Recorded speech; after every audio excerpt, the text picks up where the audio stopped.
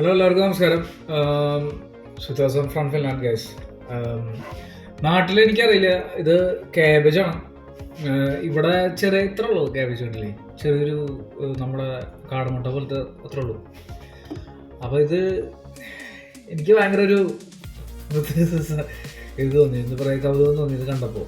ഞാൻ നാട്ടിൽ കണ്ടിട്ടില്ല, എനിക്ക് അറിയില്ല നാട്ടിലുണ്ടോയെന്ന് അറിയില്ല. അപ്പോൾ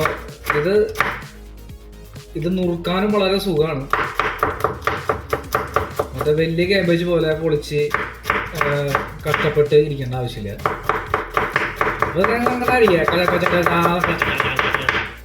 അല്ലേ, ഇത്ര ഉള്ള കാര്യം, ഇത്ര ഉള്ള സംഭവം, സിമ്പിൾ. അപ്പം അതിങ്ങനെ അരിഞ്ഞു വെച്ചിട്ട് ബാക്കിയുള്ള പണി ഞാൻ കാണിച്ചു തരാം. ഇത് നമ്മളൊരു തോരൻ, നാട്ടിലൊരു തോരൻ ഉണ്ടാക്കുന്നൊരു സംഭവമാണ്, ഞാൻ കാണിച്ചു തരാം. അപ്പോൾ ഇത് അരിഞ്ഞു വെച്ചു നമ്മൾ. ഓക്കെ, അരിഞ്ഞു വെച്ച് കഴിഞ്ഞ് നമ്മൾ സവാള, വെളുത്തുള്ളി, അതേപോലെ സവാളയും വെളുത്തുള്ളിയും മാത്രം മതി എടുക്കുക. ഇതേപോലെ അരിയുക.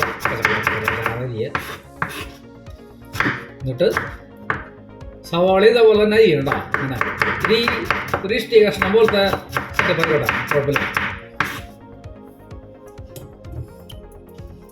മറ്റേ നമ്മൾ എന്താ പറയുക, ഇതിലേക്ക് അരിയണ പോലെയല്ല, ഇത് മറ്റേ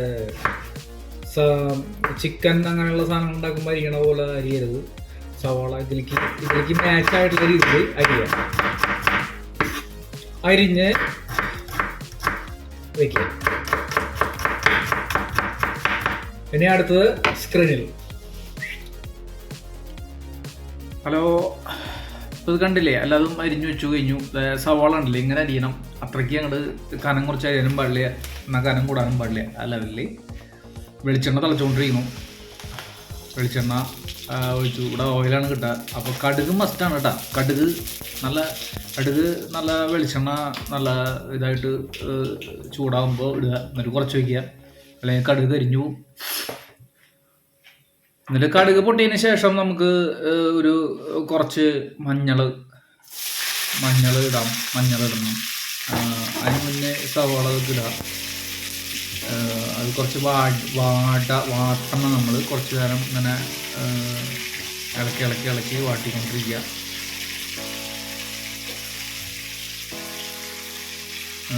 ഒക്കെ അല്ലാതെ പച്ചമുളക്, സവാള, വെളുത്തുള്ളി ഇടുക. അതിന് ശേഷം നമ്മൾ ഇളക്കി കുറേ ഇളക്കിയ ശേഷം നന്നായിട്ട് തന്നെ ഇളക്കുക. കുറച്ചൊന്ന് വാടിയതിന് ശേഷം നമുക്ക് മഞ്ഞപ്പൊടി ഇടാം.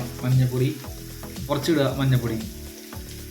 പിന്നെ നാട്ടിലെ പോലെ കളർ വരില്ല ക്യാബേജ് ഗ്രീൻ കളറുള്ള ക്യാബേജാണ്.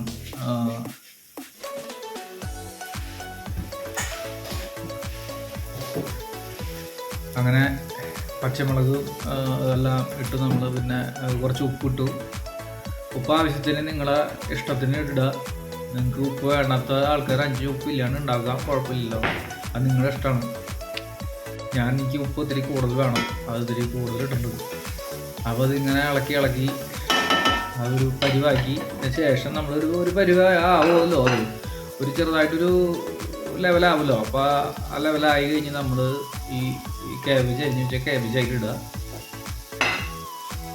ക്യാബേജ് ഇട്ടതിന് ശേഷം ഒന്ന് ഇളക്കി കൊടുക്കുക.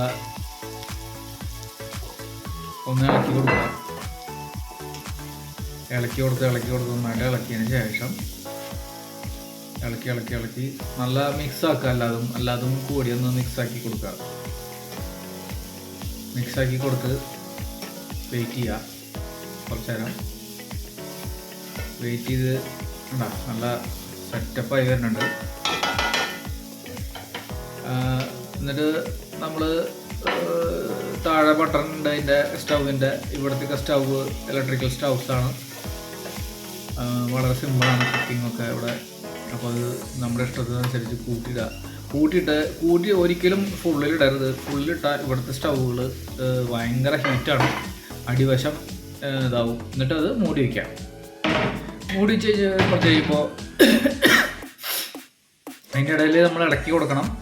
എടുത്തിട്ട് അതിനിപ്പോൾ റെഡി ആയിട്ടിരിക്കണം. നല്ല സൂപ്പറായിട്ട് ഉള്ള തോരൻ റെഡി. അപ്പോൾ okay, see you next video. Bye by.